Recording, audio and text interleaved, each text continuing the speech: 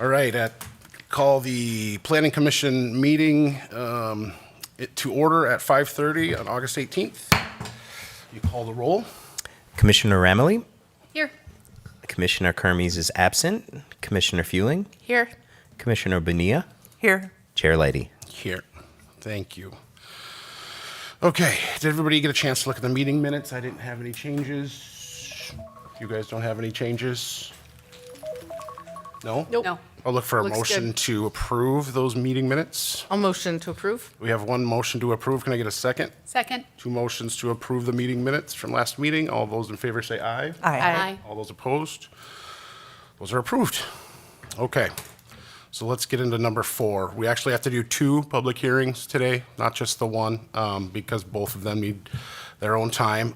But staff, want to get into it? Yes, of course.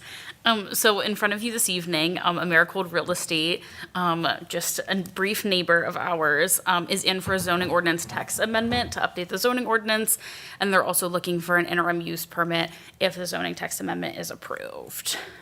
So on the screen, you'll see the agenda of what we're going to talk about, but we'll move on to the next slide, which is a map, a location map of the property. So you'll see City Hall kind of in the middle bottom of your screen there, and then the property that we're looking at is highlighted in yellow. A project overview. So as noted, we're here for an interim use permit. This is specifically for a trucking terminal and then outdoor storage of vehicles within the River Development Overlay District. So the property, the base zoning is I-1, which is light industrial, and then it's also within that River Development Overlay District we have for this area. The applicant and the property owner are actually the same. These companies have merged, so it's just AMERICOLD Real Estate LP. As noted, the current future land use and then the future guidance is light industrial as well. The site's about 2.8 acres, and it was previously vacant. The applicant has actually constructed the parking lot already, so we're kind of looking for an after-the-fact approval, but generally is still mostly vacant. In front of you, this is a site plan of what the applicant is proposing. So this blue square notes the 136 by 129 foot parking area they're proposing on the site. And on this next slide, I've kind of done an overlay over the property. So you'll see yellow, that property line, that kind of gives you some context in relation to the existing buildings on site. So the zoning text amendment is so the limited industrial zoning district permits. Forget you before it went. You're totally fine. It permits motor vehicle services, a vehicle storage lot, and then a parking lot with a CUP as a principal use, and their by right as accessory uses to a permitted principal use. The River Development Overlay District is a district we're looking at amending. That district specifically prohibits uses whose operation and or principal operation require the outdoor storage of materials or equipment, including the outdoor manipulation of the materials or equipment. So this outdoor storage of trucking that they're looking at would be expressly prohibited in this River Overlay District. So they're looking to amend that district, and staff have added some recommended qualifying criteria. So if you'd like to move forward with an approval, staff have recommended that the storage of vehicles is less than 20% of the proposed parcel, or 20,000 square feet, whichever is less. We've also required that all vehicles be screened from all public roadways, and then the site can only be accessed from private or internal drives. So this is pretty standard for some of those commercial parking lots. Commercial industrial parking lots are already required to have this, but we just reiterated that under the River Development Overlay District. If the zoning ordinance text amendment is approved and is permitted with an IUP, this is the IUP we would be looking at. So the proposal is for an about 17,500 square foot gravel pad. As noted, this has already been installed on the site. So the pictures on screen are what the site currently looks like. So these are some overhead and then some on site. This also kind of gives you the look at some landscaping, which we'll talk about in a bit. Access is already off of a private drive, so that private drive has access to Maxwell Avenue. And then the duration of the IUP is expected to be about 15 months. I believe staff have recommended 18 months for the IUP term to give them time to reclaim the site and restore it to the original pre-development conditions, including like grass and landscaping. These are the bulk standards in front of you. So the site generally meets all the bulk standards. The only thing I'll note is the lot configuration here is a little bit weird. So because the way the parcels are configured in this area, the only actual frontage this lot has is on that highway parcel. So it's on the 494 ramp. So that's technically the front. So it's the most northern property line. So the most applicable standards would be those side and rear is what it's actually closest to when you look at the site.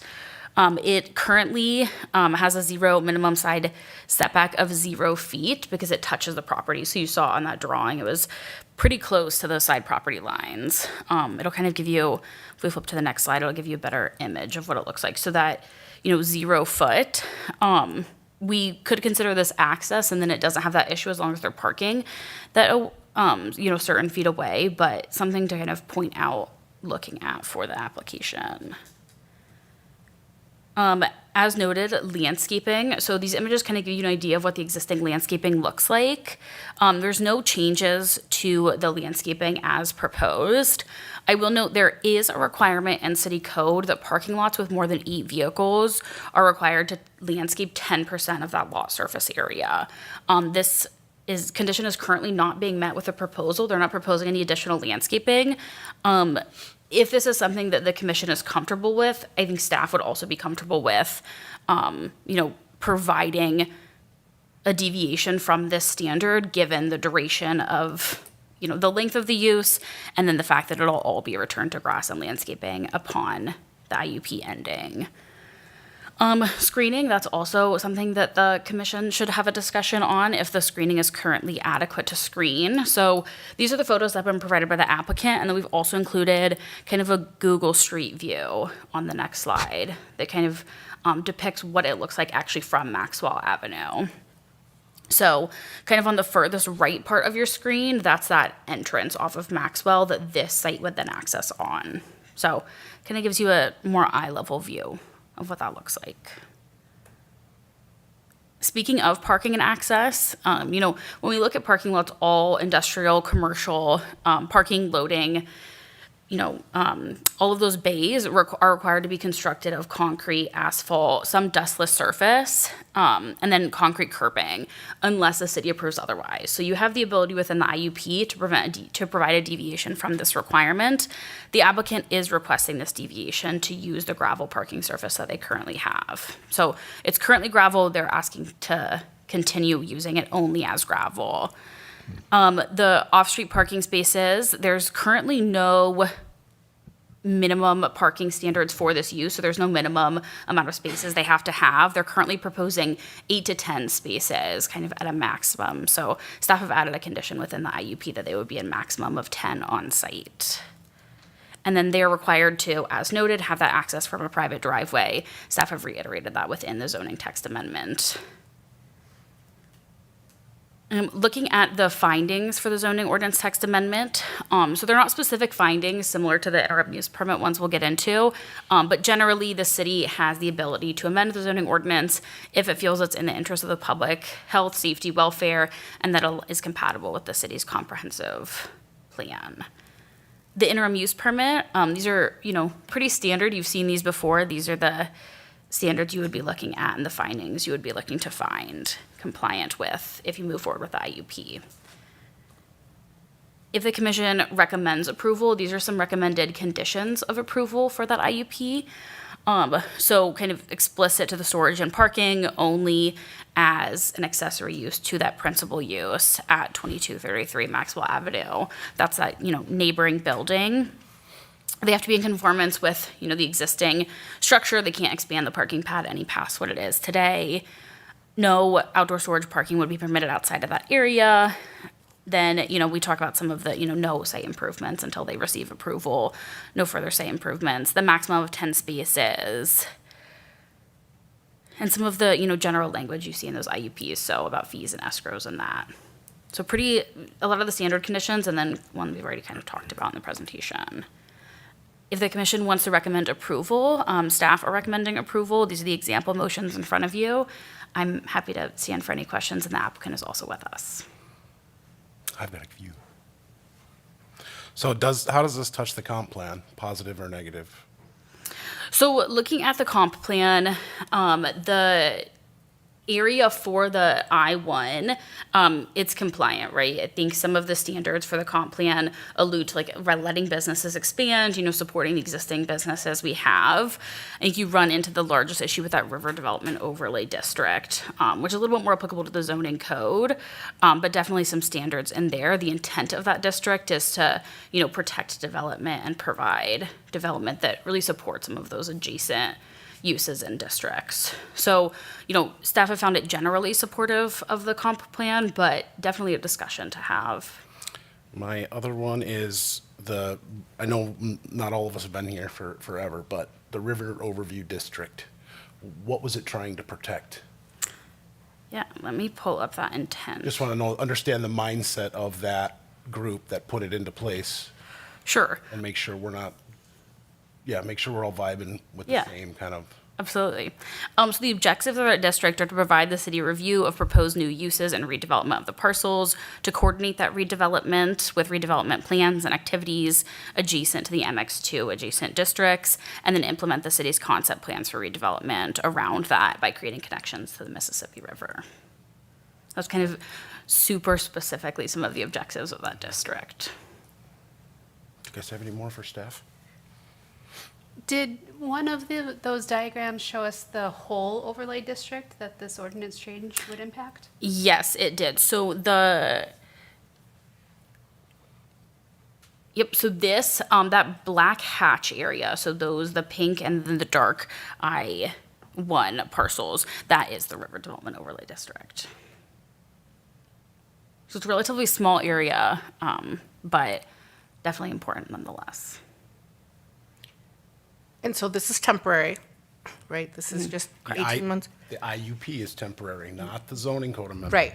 Yes. And we're not to that. We're not to the IUP yet. Okay.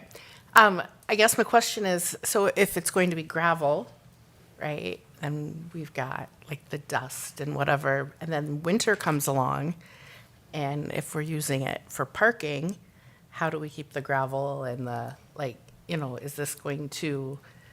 I think that'll be a question for a developer, but yeah, I get what you're saying. Because I'm not allowed currently to make a gravel driveway due to it not Absolutely. being an impervious surface. Right. Also, I think part of the Yep. thing with the river overlay district was to protect the river. Sure. And semis, trailers, they leak. Things fall off of them. And so, water mitigation, how would that happen? This is not impervious surface, but it's going to create pooling of water somewhere. So all questions that we have to ask, but anything else for staff? One more, does this intersect at all with the Mississippi River corridor? Nope, those are two separate overlay districts, so this wouldn't Okay. change any of the standards that Okay. district has. Okay, Okay. good. Developer, want to come up and state your name and we'll ask some questions? Sure.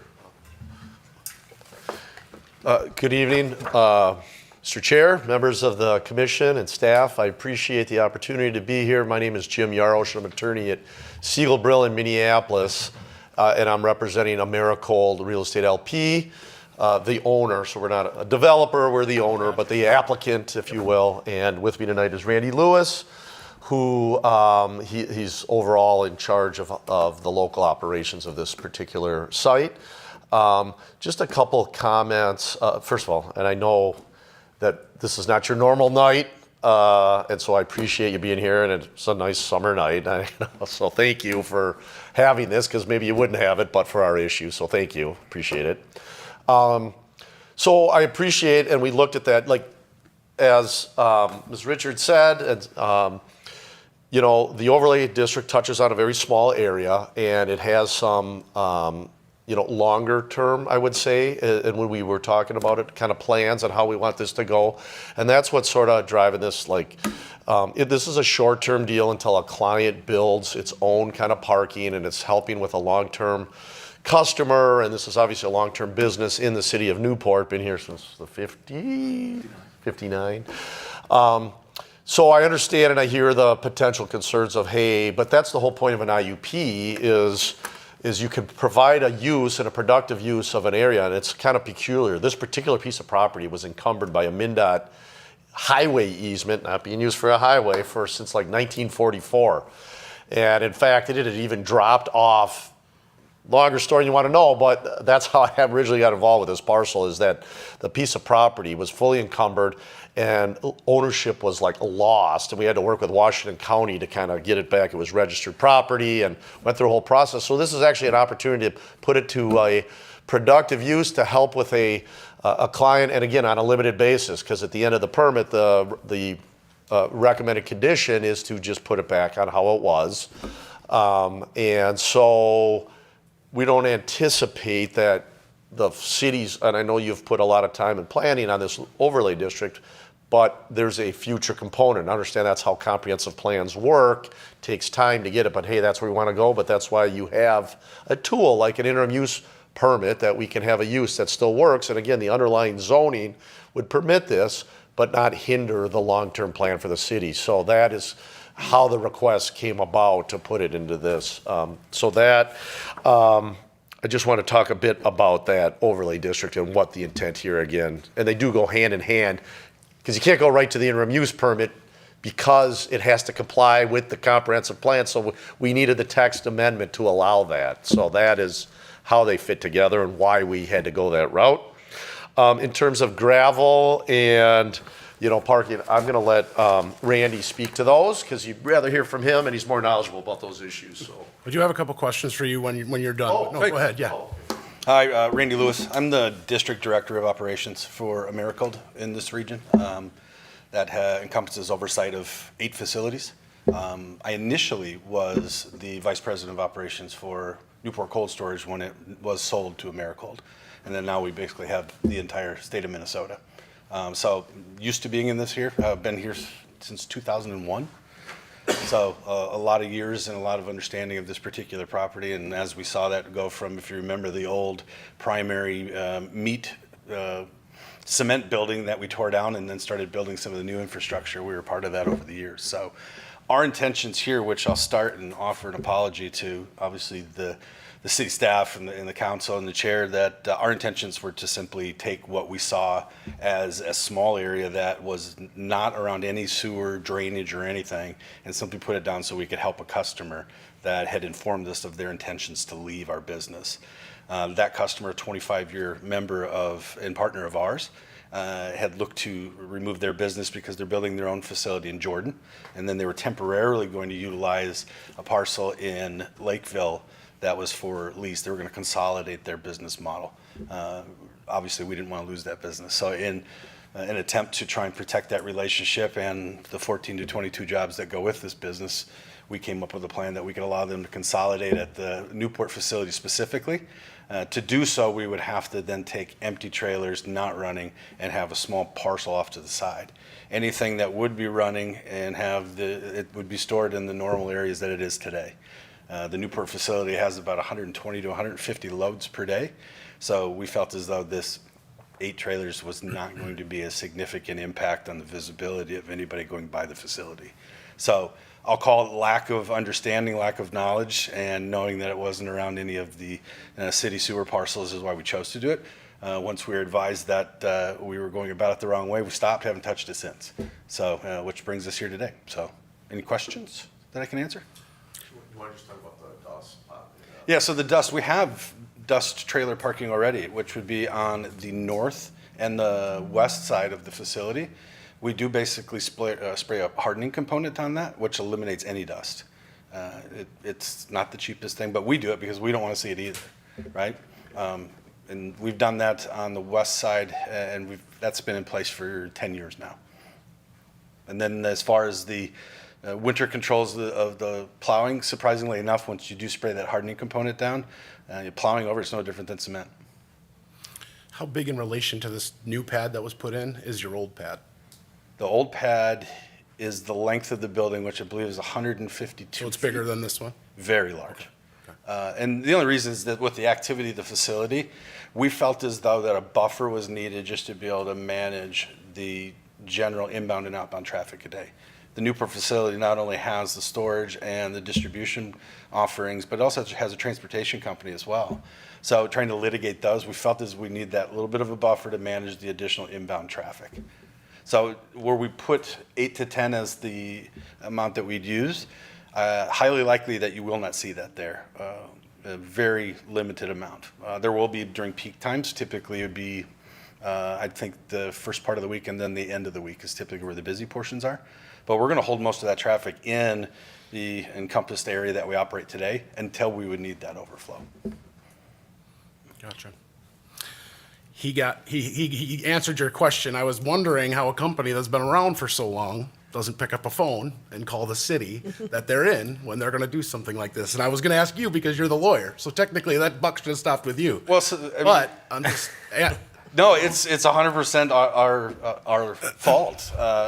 When we had the Wakota Bridge project, this land here was part of like an easement piece. And then when the acquisition happened and we merged the organizations, there was an opportunity for us to look at expansion.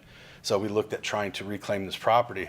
To all of his details that he provided you, that was not the easiest path for us to find. Imagine. We did identify a way for us to get that done. I believe the billboard was even a part of that too. The digital billboard that's on the property, which is taking up one trailer space of parking, by the way. So, yeah, at least by the city.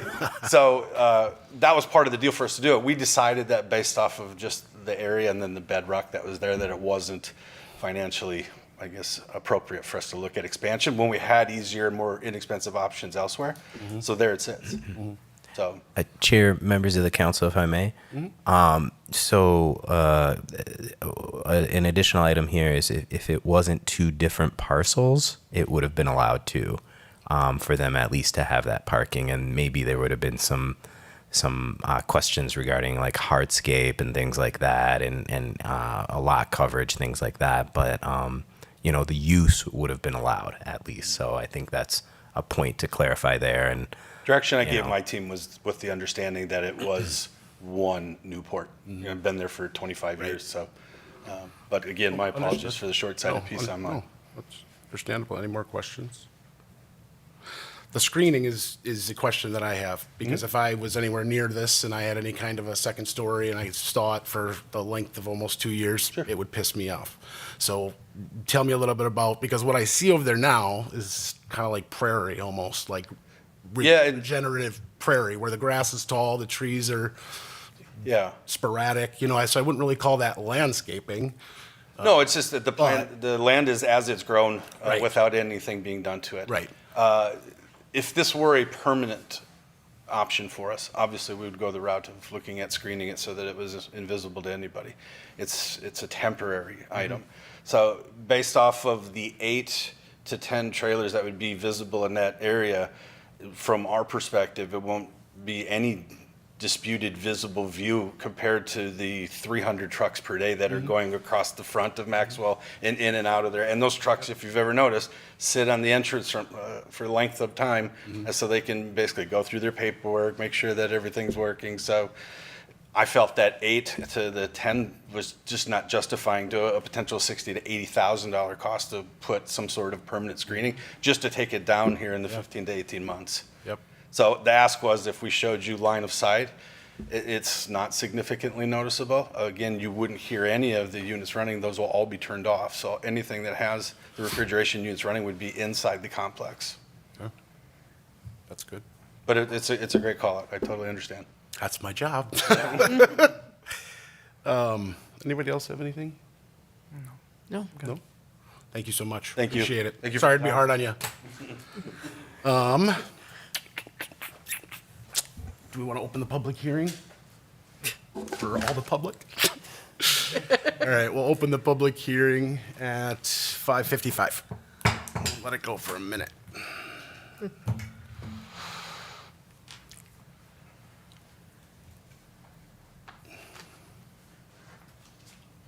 While we're doing this, can you pull up the items you had, the changes, the requirements you would have? Yes, thank you.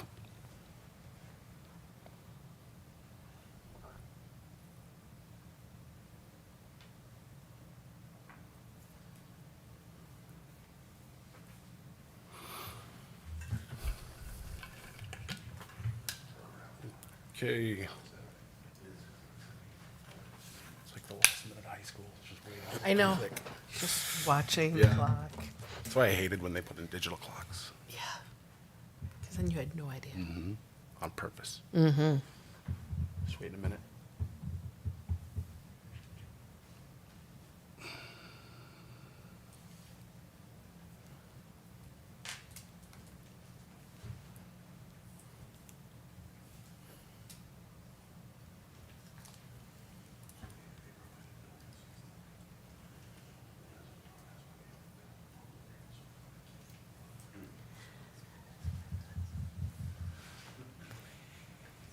All right, we'll go ahead and close the public hearing at 5:56.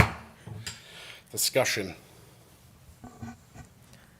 Yes. I would also hold the public hearing for the interim use permit. Okay. Also, Chair. Thank you. Yeah. Any questions for staff on the interim use permit and the recommended conditions put forward or addition of? No? None here. I don't think so either. Okay, we'll go ahead and open the public hearing at 5:56.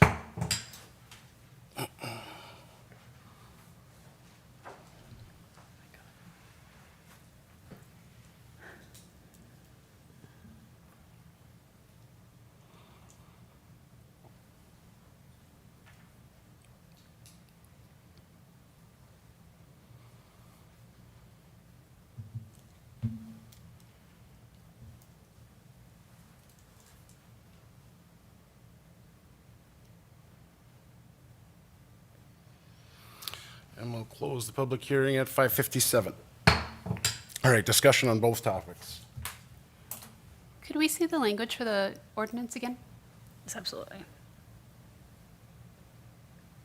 Nope, it'll be way up there.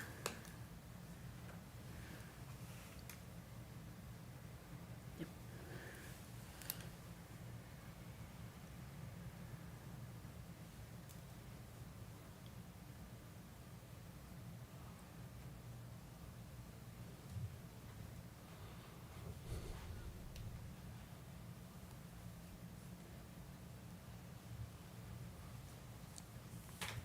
What about the screening, right?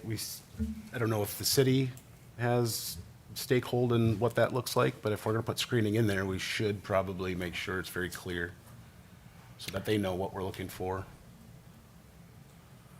Is the city comfortable with the current state of the landscaping, the blockage, the screening? Does the city feel like it meets what we need for this temporary use? I would say, Chair and Commissioners, I would say for the interim use, if this was going to be a permanent parking facility, then the recommendation would be that it's screened based on the interim use, and that at street level, I don't think you'll be able to see too much, but obviously from 494 or the second or third story of the apartments, you'll be able to see it. But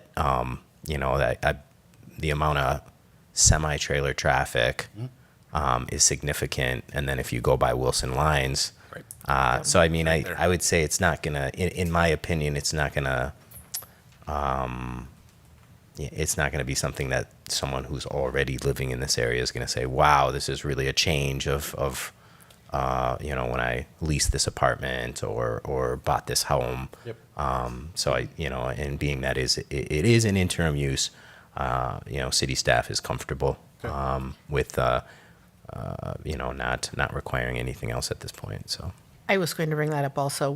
There's already another trucking company that has trucks 100%. sitting The out. thing is I don't live over on this side of town, right? So I'm trying to there's a reason why they put these things in for parking and impervious surface. And so we need to just be, yes, there is one. I don't know if it's conforming, but there is one. Okay. So any other discussions on that?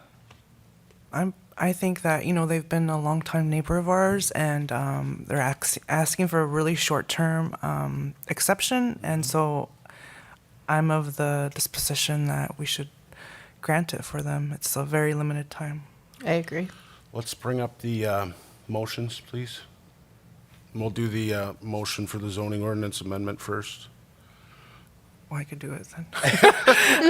Motion, a motion to move to recommend the city council approve the zoning ordinance text amendment requested by AMERICOLD Real Estate to permit accessory uses whose principal operation requires the outdoor storage of motor vehicles, including the outdoor manipulation of motor vehicles as an interim use in the river development overlay district with the qualifications proposed by staff. I have one motion. Can I get a second? I'll second it. All right, I got two motions to approve. All those in favor say aye. Aye. Those opposed? Zoning ordinance passed. The text amendment passes. Go to council, I imagine. So, we're good with the interim use with the conditions the staff put forward?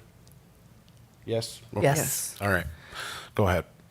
Motion to move to recommend the city council approve the interim use permit requested by AMERICOLD Real Estate to allow for temporary use of the site for 18 months with the conditions proposed by staff. Had a second? Second? I have two motions to move. All those in favor say aye. Aye. All those opposed? Both have passed. Anything else to go over, anybody? No? All right, then I will call the meeting adjourned at 6:01. You did what you got paid to do.